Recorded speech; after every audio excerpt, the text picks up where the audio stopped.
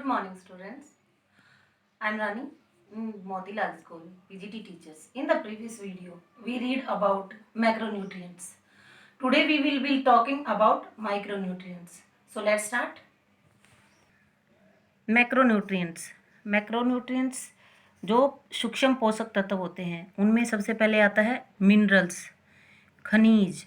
Minerals are found in very small amount in our body but these are very important for अस.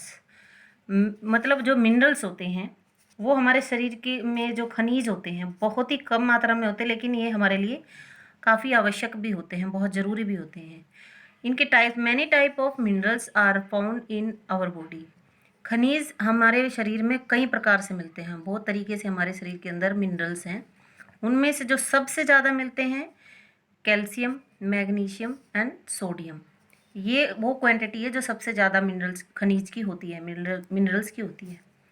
जो calcium होता है, our body contains 50% of calcium and 90% calcium is found in teeth and bones. जो calcium है हमारे शरीर में 50% होता है और 90% कैल्शियम हमारे दांतों और हड्डियों में पाया जाता है. ये दांतों और हड्डियों में को जो मजबूत जो कैल्शियम, कई बार कहते हैं कि कैल्शियम की कमी है, ये जो हमारे दांत और हड्डियां हैं तो ये हम सबसे ज़्यादा 90% जो हमारे शरीर का सबसे ज़्यादा अगर कैल्शियम देखा जाए तो हमारी हड्डियों और दांतों में मिलता है. उसके बाद आ जाते हैं magnesium maintains cells that is a found more और ग्रेइंग एंड मीट्स एक्सेट्रा. जो मैग्नीशियम है वो कोशिकाओं का रखरखाव करता है, हमारे शरीर की जो कोशिकाएं हैं उनका रखरखाव करता है. ये सबसे ज़्यादा हमें कहाँ मिलता है? अनाज से या मीट से. ये अनाज और मीट में सबसे ज़्यादा पाया जाता है. उसके बाद आ जाता है sodium balance in a cytoplasm. Its source are common salt, fruit and vegetable. Sodium जो हमारी कोशिकाओं के जो द्रव्य जो होते हैं, हमारे कोशिकाओं के जो द्रव्य होते हैं, छोटी छोटी सी झिल्लियाँ टाइप की हमने देखी, हमारी जो नसें होती हैं उनका संतुलन बना के रखता है. और ये सबसे ज़्यादा आयोडीन नमक से हमें मिलता है, आयोडीन नमक में और सब्जियों में ज़्यादा पाया जाता है. उसके बाद आ जाते हैं हम जो हमारे शरीर में, ये भी खनिज हैं, हमारे जो मिनरल्स हैं ये भी, लेकिन ये हमारे शरीर में बहुत ही कम मात्रा में पाए जाते हैं. Iron 75% haemoglobin is found in our body. जो 90% जो हमारे शरीर 75% हमारे शरीर में हीमोग्लोबिन पाया जाता है. Carry oxygen in blood. सबसे ज़्यादा आयरन का क्या काम होता है? खून में ऑक्सीजन ले जाना. जो हमारा खून होता है, ब्लड होता है, उसमें कैरी ऑक्सीजन लेके जाना. हमारे खून में आयरन ज़्यादा पाया जाता है. उसके बाद आ जाता है iodine. Its deficiency cause goitre in which thyroid gland swells by which breathlessness and weakness is experienced by the person.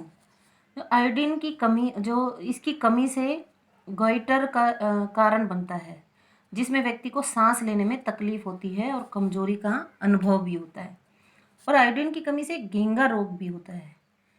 अगर किसी व्यक्ति के शरीर में आयोडीन की कमी है तो सबसे पहले घेंगा रोग, जो हमने आप लोगों ने कई बार सुना होगा कि आयोडीन की कमी से घेंगा रोग हो जाता है. उसके बाद आ जाता है कॉपर.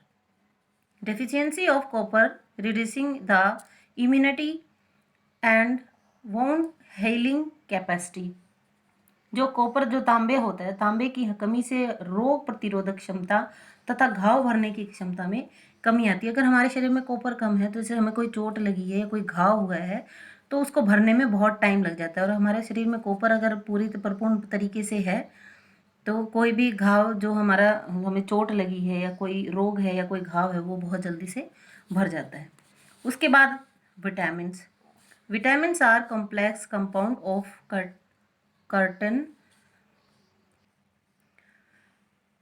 विटामिन्स जो हमारे शरीर में होते हैं, विटामिन हमारे शरीर में सबसे ज़्यादा महत्वपूर्ण होते हैं. विटामिन एक ऐसा पोषक तत्व है जो शरीर की वृद्धि तथा रोगों को बचने के लिए आवश्यक होता है. Vitamins are complex compound of carbon they are very essential for normal working of body. ये हमारे जो डेली की जो दिनचर्या है, वर्किंग है जो हमारा, वो काम करता है। Vitamin necessary of growth for growth of the body and to avoid disease. जो ग्रोथ करता है, जो विटामिन की जो नेसेसरी ग्रोथ, जो हम ग्रोथ करते हैं हमारा शरीर, वो विटामिन की वजह से करता है। विटामिन मतलब दो तरीके की, दो प्रकार की हमारे शरीर के अंदर विटामिन होती है। कौन सी होती हैं? फैट सोलेबल विटामिन और वाटर सोलूबल विटामिन, यानी कि जो वसा में घुलनशील होती है और जल में घुलनशील होती है। कौन कौन सी होती हैं? जो फैट सोल्यूबल विटामिन होती हैं वो विटामिन ए, डी, ई, के, और जो वाटर सोल्यूबल यानी कि जल में घुलनशील होती है वो विटामिन बी और सी। अब विटामिन हमारे लिए क्यों उपयोगी है, हमें क्या इसके बेनिफिट है? Vitamin A eyes remain healthy. जो हम विटामिन ए है वो हमारी आँखों को स्वस्थ रखती है। This vitamin A is also known as a retinal.